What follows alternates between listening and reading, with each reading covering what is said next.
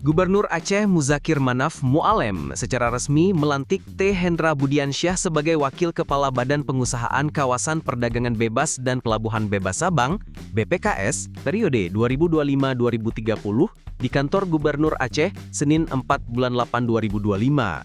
T. Hendra Budiansyah dilantik menggantikan Abdul Manan sebagai Wakil Kepala BPKS berdasarkan keputusan Gubernur Aceh nomor 500/954/2025 yang ditandatangani oleh Muzakir Manaf selaku Ketua Dewan Kawasan Sabang. Dalam arahannya, Mu'alem menyampaikan bahwa BPKS merupakan salah satu proyek strategis yang harus dimanfaatkan secara maksimal.